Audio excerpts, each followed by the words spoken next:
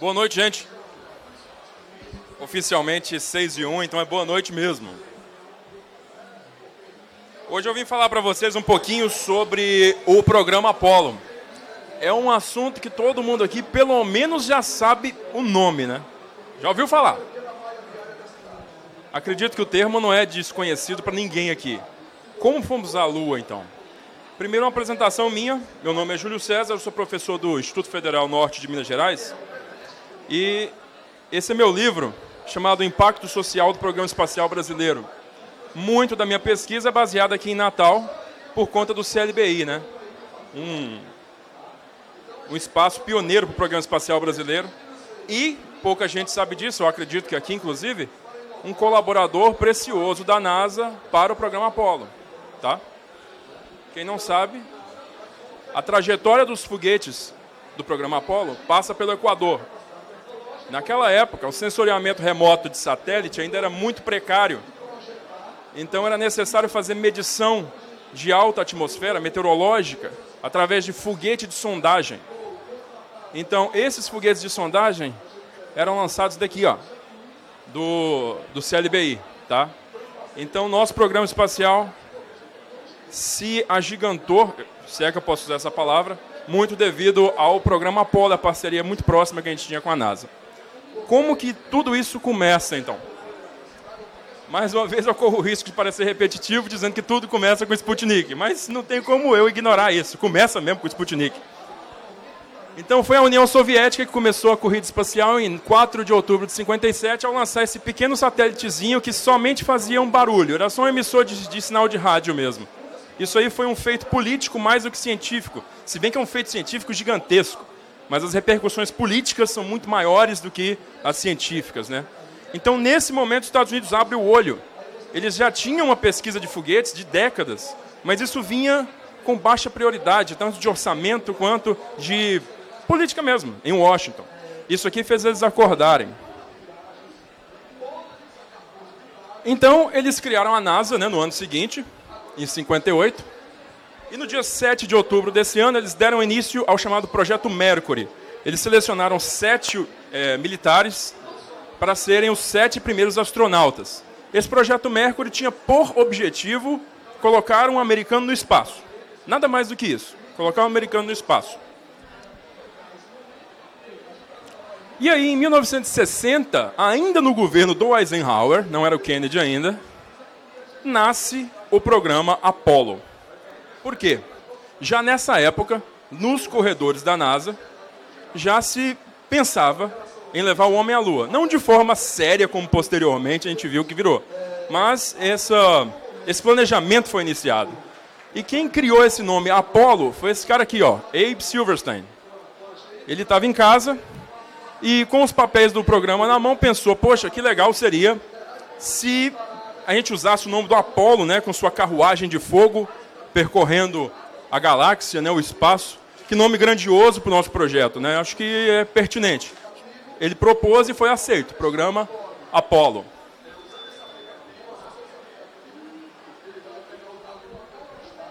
Então, 20 de janeiro de 61, Kennedy assume a presidência, né? E no dia 12 de abril, ontem, fez 57 anos, portanto, o Yuri Gagarin se tornou o primeiro homem a voar no espaço, na nave Vostok 1. Mais uma vez, primazia soviética no espaço.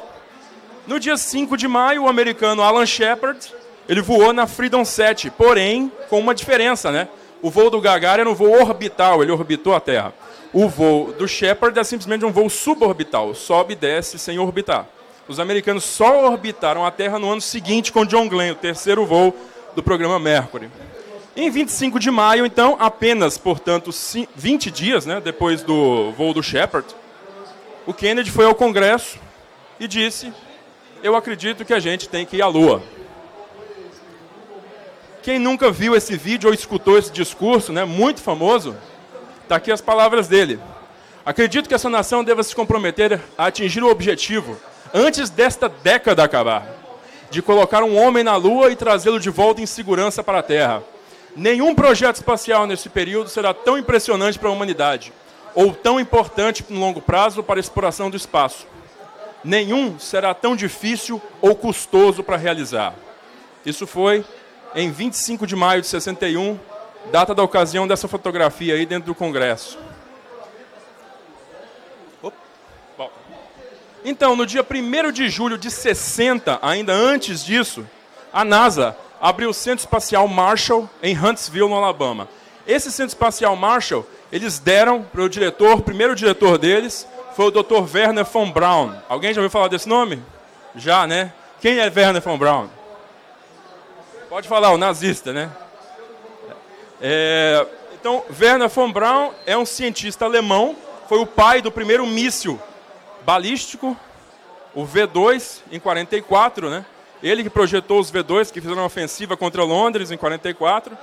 Então, ele, depois da guerra, foi levado para os Estados Unidos com toda a equipe dele, e lá no Alabama, eles começaram a construir foguetes para o exército dos Estados Unidos. Em 58, todo esse programa foi incluído na NASA. Em 60, ele foi feito diretor do Centro Espacial Marshall em Huntsville, no Alabama. Então, portanto, os foguetes do programa Apollo foram responsabilidade do Dr. Wernher von Braun. Tá? Em 19 de setembro de 61, foi criado o Centro Espacial Johnson, ou na época chamado de Manned Space Center, Centro de Voo Tripulado, que ficava em Houston, Texas. Famoso, temos um problema, Houston. Foi para lá que eles chamaram. Quem era o diretor desse centro? Dr. Robert Guillory, esse cara aqui, ó. Quem viu aquele filme das matemáticas da NASA? Alguém já viu? Eu não lembro o nome do filme agora. Mas aquelas 3 matemáticas, 3 mulheres da NASA, o diretor, que era o Kevin Costner que fazia, é baseado no Dr. Robert Guillory, tá? Então, em 12 de dezembro de 62, o Kennedy foi na Universidade de Rice, lá em Houston, e fez esse discurso histórico aqui, ó.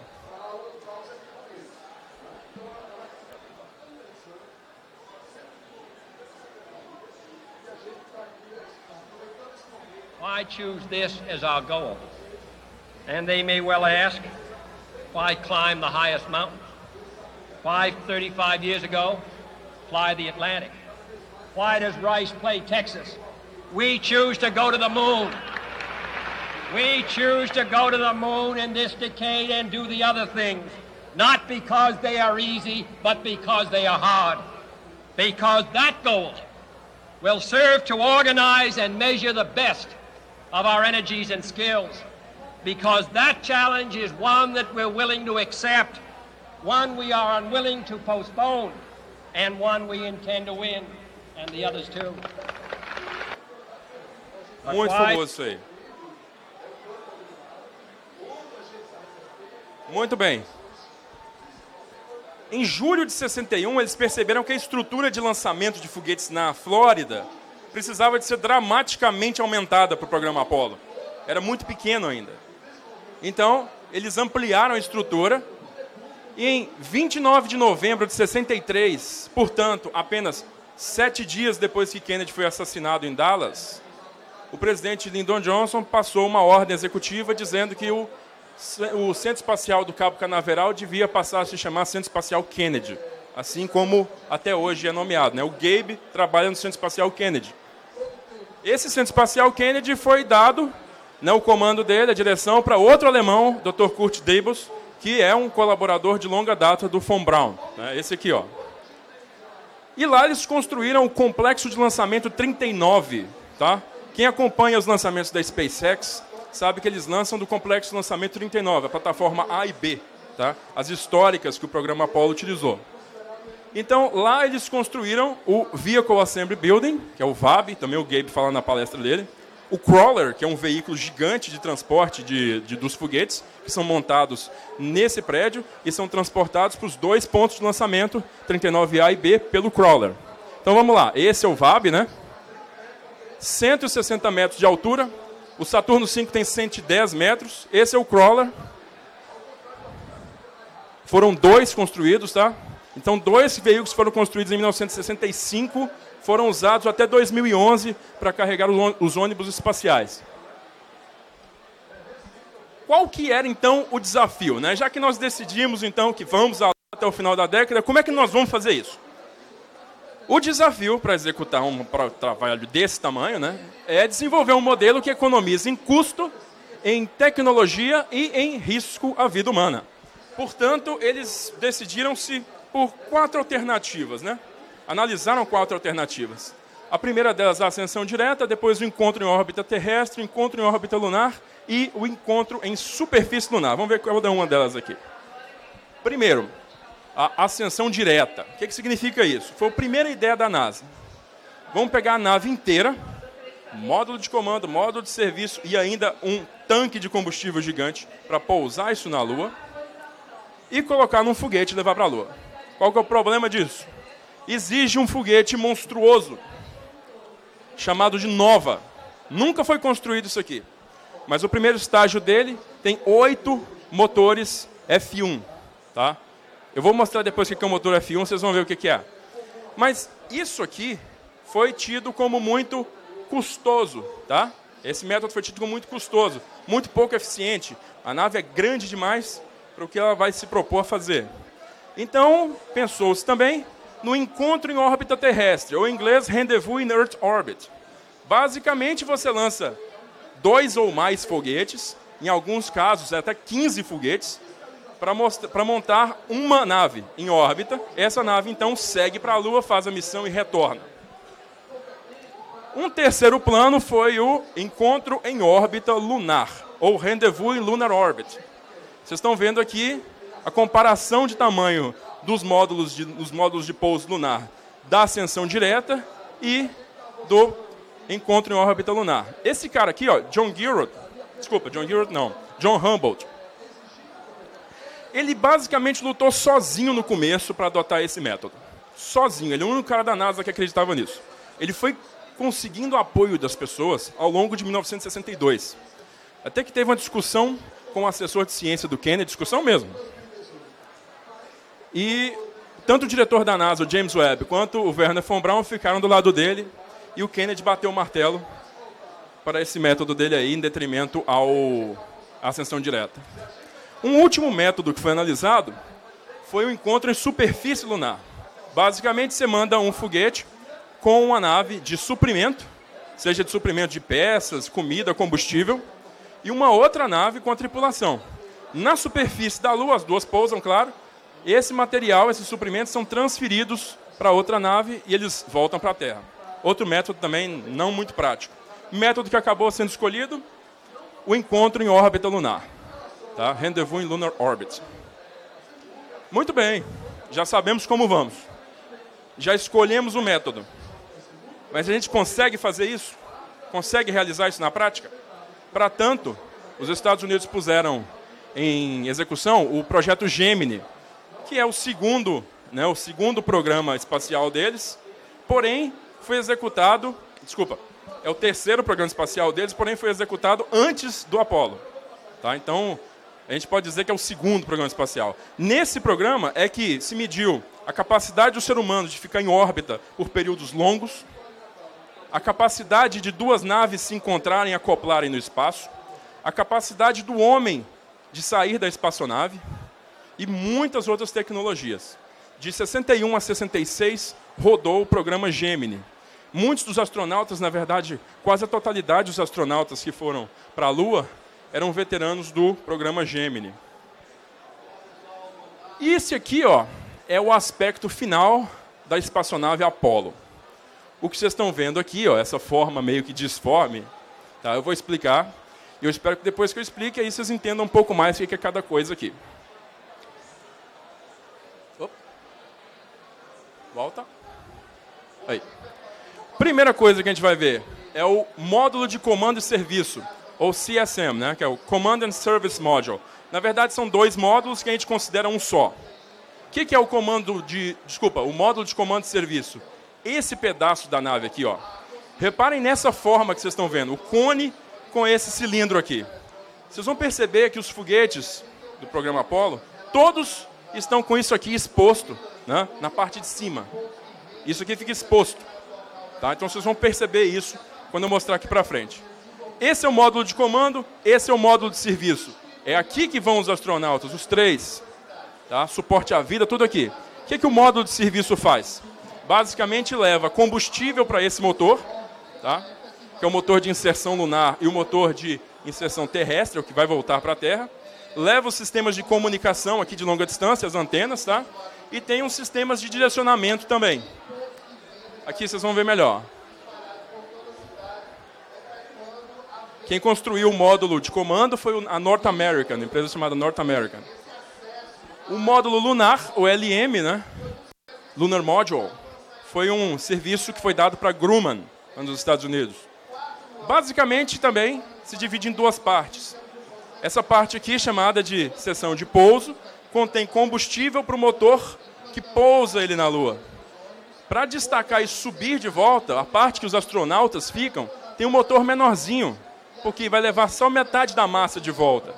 É o suficiente para ele sair, né, de desgarrar da baixa gravidade da Lua e subir de volta para se encontrar, daí aquele termo, encontro em órbita lunar, né, se encontrar com o módulo de comando de serviço e voltar para a Terra.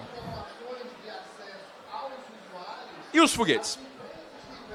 Bom, a família Saturno, que a gente chama, que é a família de foguetes que foi desenvolvida para o programa Apollo, começa com o Little Joe, que na verdade é só um test bed aqui, é só uma plataforma de testes para o sistema de escape no lançamento, que é um sistema de segurança. Caso o foguete exploda embaixo da cápsula, né, que leva os astronautas, aqui você tem um foguete de alta potência que vai puxar essa cápsula, fazendo com que eles se afastem da explosão. Então o Little Joe só serve para isso. O Saturno 1, com um motor aqui embaixo. Saturno 1B, com os desculpa, um motor não. São 8 motores de menor potência, 8 motores de menor potência repotencializados, Saturno 1B. E o Saturno 5, que tem 5 motores F1 lá embaixo. E até hoje é o maior foguete já desenvolvido aqui na Terra. Olha o Little Joe aí. Fez 4 voos de teste, né, para testar esse sisteminha aqui, ó. Aqui é a cápsula, né? E aqui esse sisteminha de escape para os astronautas, caso haja algum problema no lançamento. Esse é o Saturno 1. Vocês estão vendo ele aqui, ó, com aqui um simulacro do módulo de comando de serviço. Esse cone quer dizer que não tem módulo de comando de serviço lá. Foi lançado 10 vezes. Tem um motor aqui, uns motores chamados H1 aqui embaixo, que são motores do primeiro estágio. Os 10 lançamentos dele bem-sucedidos estão aqui. E aqui vocês podem ver os 5 primeiros só com o cone de simulacro. Os 5 últimos com o módulo de comando de serviço sendo testado. Olha aqui, ó, com o escape aqui, ó, o sistema de escape de segurança lá testado no Little Joe. O Saturno 1B, que é um Saturno 1 repotencializado, também tem 8 motores aqui embaixo. Foi o foguete que realmente testou os módulos de comando Block 2, que a gente chama, né, em órbita. Testou também o primeiro mock-up do módulo lunar em órbita terrestre. E, finalmente, o gigantesco Saturno 5. 110 metros de altura, 5 motores F1 aqui, no primeiro estágio, um tanque de querosene, um tanque de oxigênio líquido, querosene líquida, esfriada, oxigênio líquido, como oxidante para o combustível. Esses são os motores no primeiro estágio para tirar ele da inércia. Aqui, os motores J2 já são motores de alta performance para o vácuo. E aqui, um motor J2 do terceiro estágio, chamado S4B.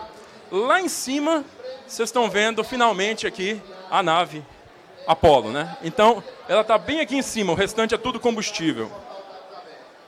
Uns detalhes aqui. Esses são os motores F1. Ao lado, o Dr. Werner von Braun, o inventor do foguete. Então, vocês terem uma medida aí do escopo do foguete. É bem grande. Esses anéis aqui, ó, são anéis que ligam. Anéis que ligam um estágio no outro, tá? Só que esses anéis, eles têm uma função importante. Eles que carregam a instrumentação de guia, os giroscópios, né, os orientadores, todos dos estágios que estão abaixo deles, são contidos nesses anéis. Porque os estágios em si são tanques de combustível.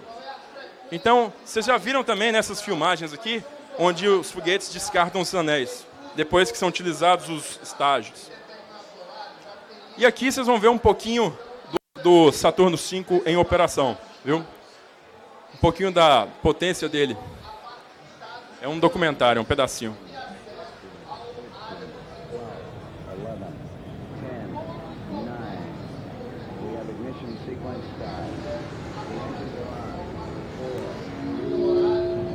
Ele fazia o chão tremer mesmo quando era acionado, né?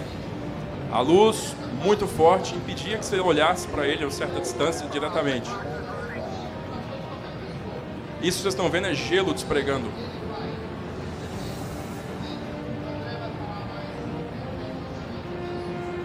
A nave lá, ó, prateada.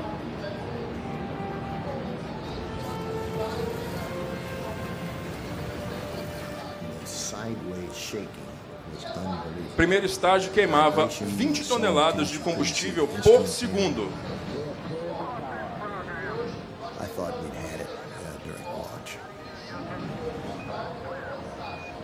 I was hoping that Frank Borman didn't have his hand on the abort control. He said he took his hand off and would rather die than make a false abort. 1 minute after liftoff, the Saturn V is already supersonic. Well, the Saturn V is still the most powerful machine that man has ever devised. 20 tons of fuel a second, 7.5 million pounds of thrust. I think we were all surprised at how strong that thing was. It had 2 or 3 iffy missions before ours, but it was a piece of cake. It just worked beautifully. Unbelievable. 5 engines in the first stage blast the Saturn V to 7 times the speed of sound. The second stage cut in. Big bang. At 40 miles high, it's still accelerating. When you staged, you were thrown forward in the belts and then backward in the belts. And I thought I was being catapulted through the instrument panel. And the thrust looks good. All engines, all sources show the stage is burning perfectly. The third stage fires twice. First, the boost into orbit. The second burn takes the crew of Apollo 8 where no men have ever been, deep space. There was no way that the Earth's gravity could hold us back any longer. 15, 14, 13.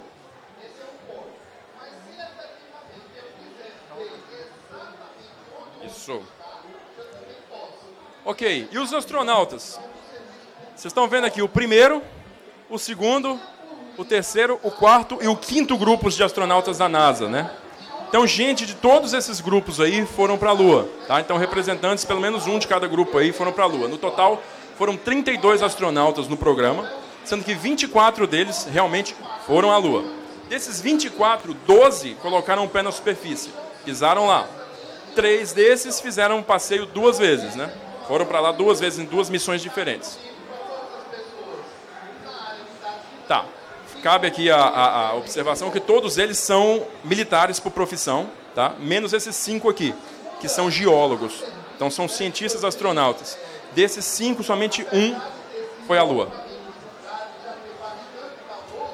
Então, no desenvolvimento do programa, né, nós já falamos aqui tudo como que é que eles planejaram, como que eles chegaram nesse ponto. E o programa em si, como é que foi executado?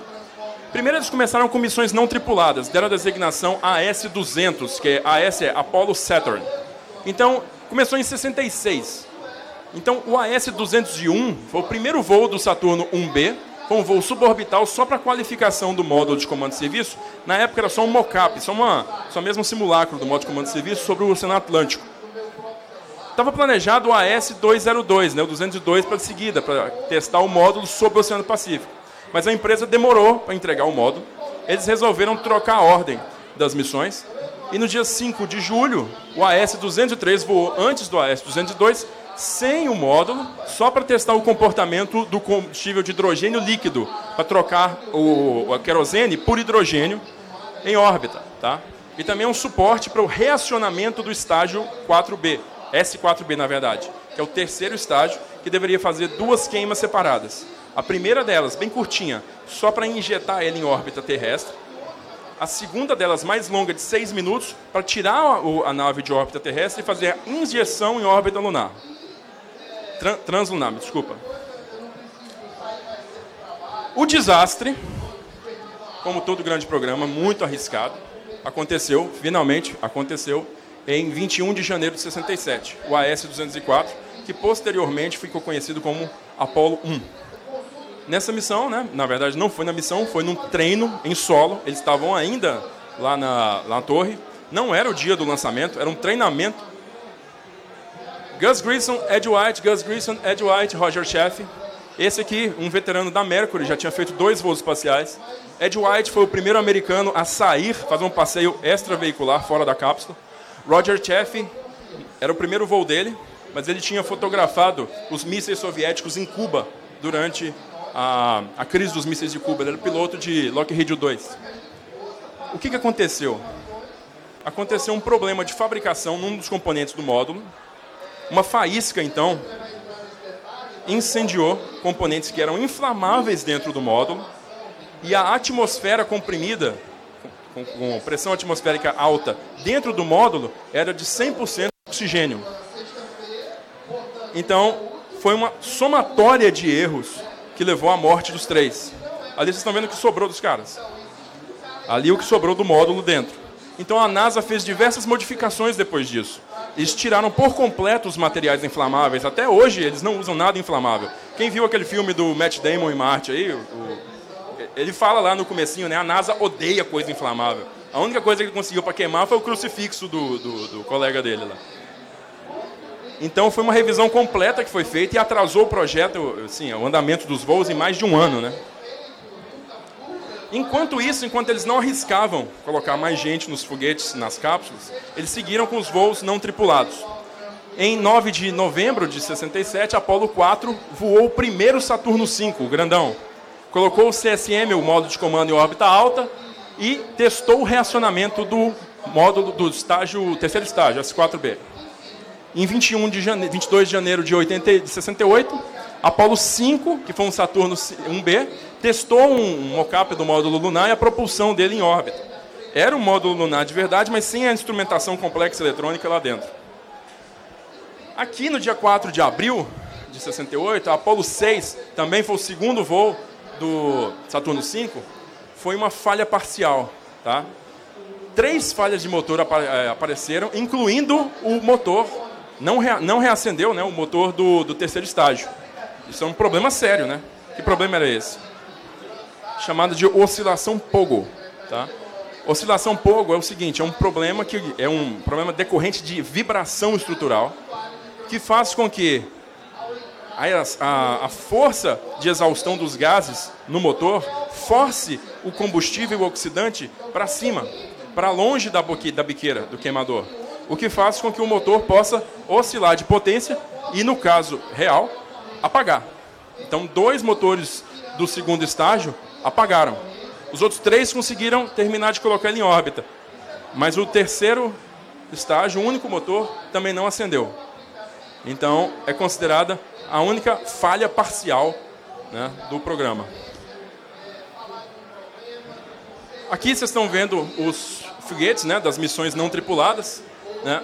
Lembrando aqui que Apollo 1, né, aqui é considerado Apollo 2 e 3. Esse aqui não tinha nada, não tinha módulo lunar, foi só o teste do hidrogênio, então ele não é contado. Apollo 4, 5 e 6. Tá?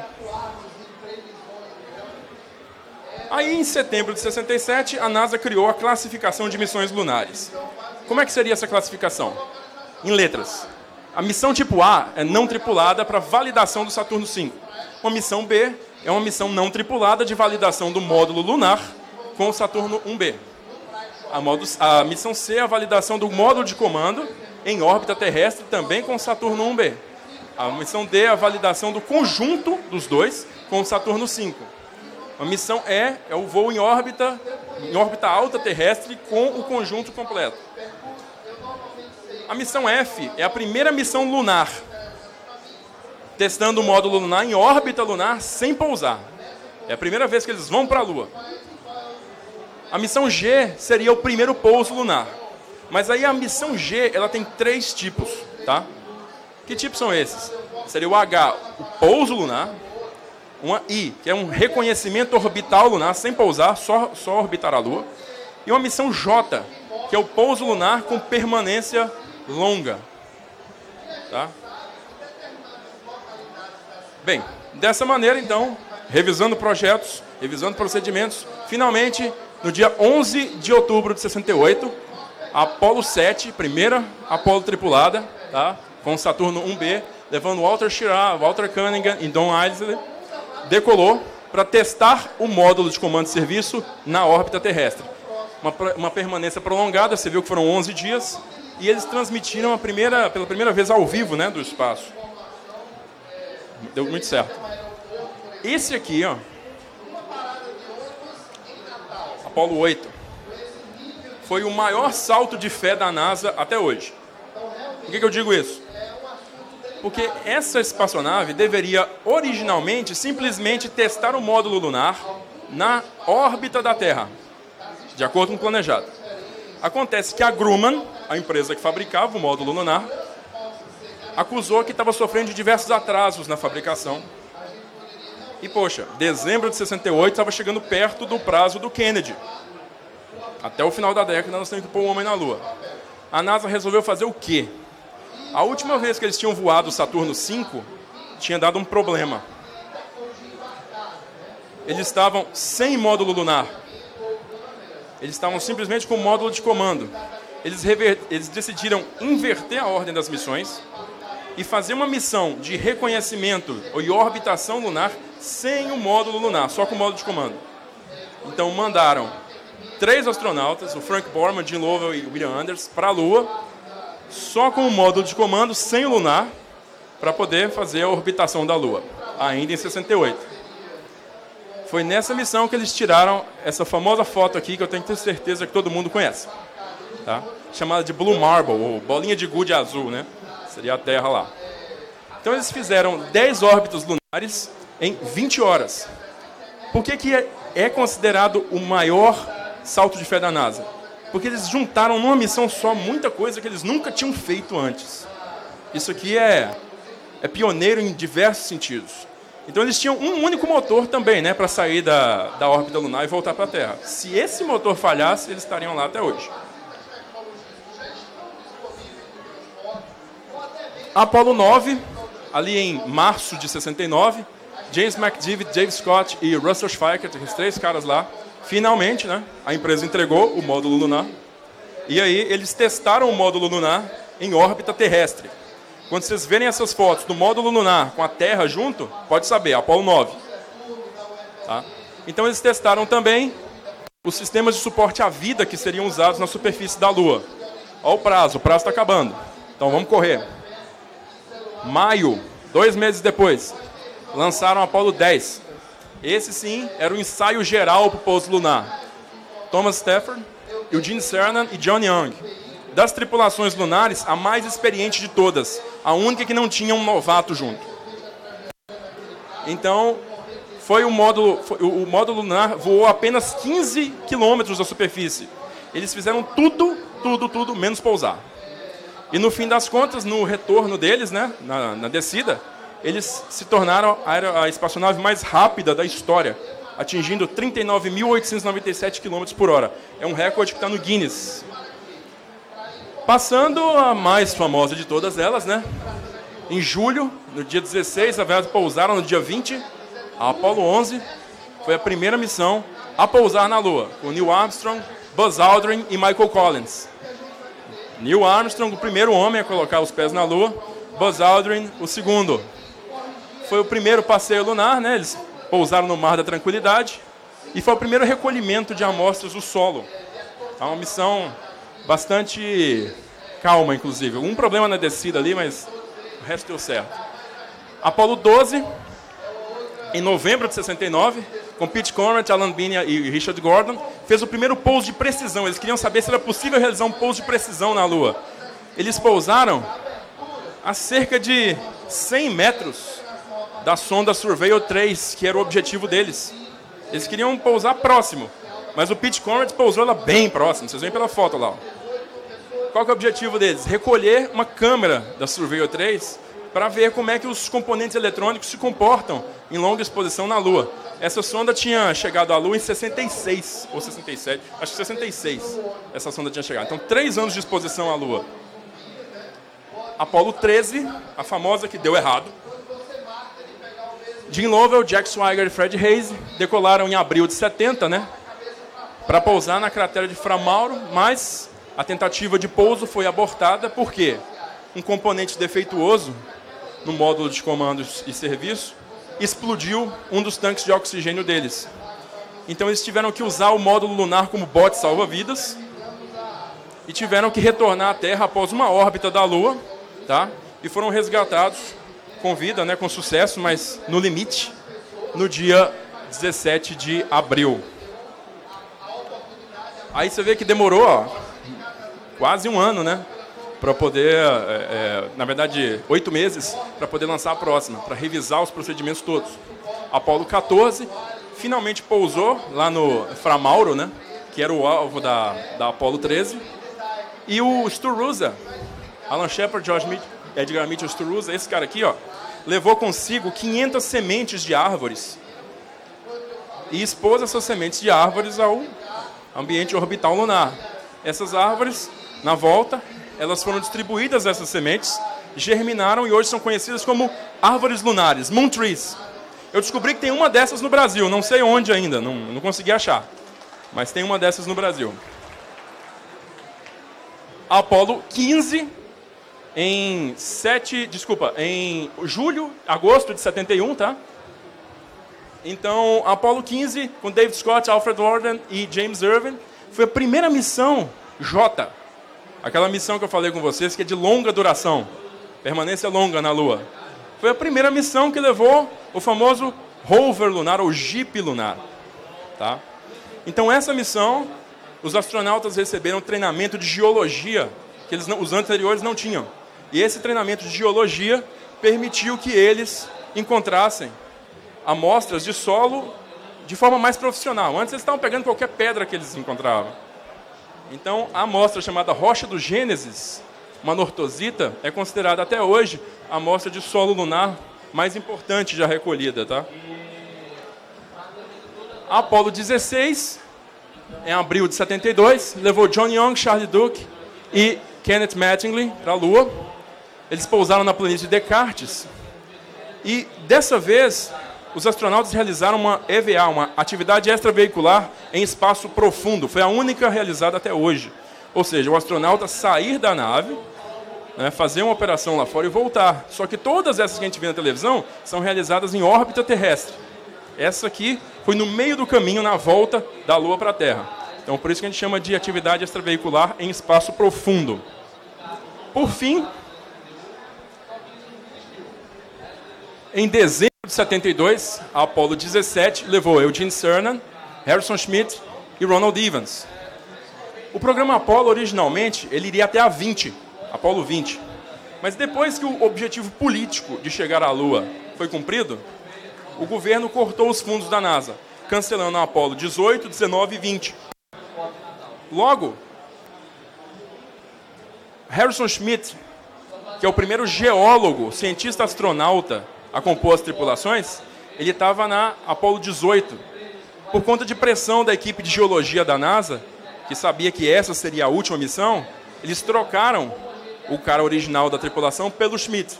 Então, dos 12 homens que pousaram na Lua, 11 eram militares, um era geólogo, o Harrison Schmitt. Tá? Foi o único lançamento noturno do programa. Se vocês verem o Saturno decolando à noite, foi a Apollo 17 também. E foi a única missão também que conseguiu captar o momento que o módulo, a parte da tripulação do módulo lunar sobe, né, com a câmera remota do rover lunar, que era controlada da Terra. O operador conseguiu registrar o movimento todo. Logo depois disso, então, o programa foi encerrado. Foi encerrado por quê? É possível ir para a Lua? Provaram que é. Mas é custoso demais. Isso custa muito, muito dinheiro. E a gente sabe que ciência não é bem a menina dos olhos de qualquer governo, né? Especialmente depois que o objetivo político já foi cumprido. Lembrando, gente, que a gente falar hoje em voltar para a Lua não é tão fácil, porque essa tecnologia era em quase sua totalidade analógica. A computação estava nos primórdios. O foguete era analógico, o módulo era analógico, as roupas eram analógicas, os caras não tinham GPS. Então, se você vai para a Lua hoje, você tem que recomeçar do zero, porque você vai projetar tudo de forma digital. Tá? Falamos aqui dos Estados Unidos, do sucesso deles, de chegar à Lua, mas a gente não pode deixar de fazer uma menção honrosa aqui do programa lunar soviético, que fez tudo que os americanos fizeram, menos levar um homem para lá. Aí eu aposto que pouca gente sabia disso. Foto da Lua. Que foto é essa? Tirada por uma sonda soviética. Não é um Apollo. Igualzinha das Apollo, né? Tirada por uma sonda soviética, chamada Zond 5. Quais foram os primeiros seres vivos a chegar à Lua? Não foram os caras da Apollo 8. Por 2 meses, foram aquelas 2 tartarugas ali, ó. Também numa sonda soviética. Circularam a Lua e voltaram, tá? Não pousaram, não. O que é isso aqui? Uma amostra de solo da Lua, retornada pela sonda Luna 20, soviética, em 72. O que é isso aqui? Um Lunokhod, um dos 2 robozinhos que os soviéticos pousaram na Lua em 70 e em 73. E o que é isso aqui? O módulo lunar soviético, que foi projetado, mas nunca voou, porque o foguete deles explodia. Não era um bom foguete. Bom, as 2 potências fizeram esforços semelhantes na mesma época para chegar à Lua, fazer pesquisas e provar que conseguiam. Os Estados Unidos chegaram, tem muito mais publicidade em cima, a gente viu, chegaram tripulados. Os russos fizeram coisa semelhante, porém tudo automatizado, né, por robôs. É uma explicação breve, claro que ficou muita coisa de fora, mas o tempo que eu tenho aqui não permite que a gente entre em mais detalhes.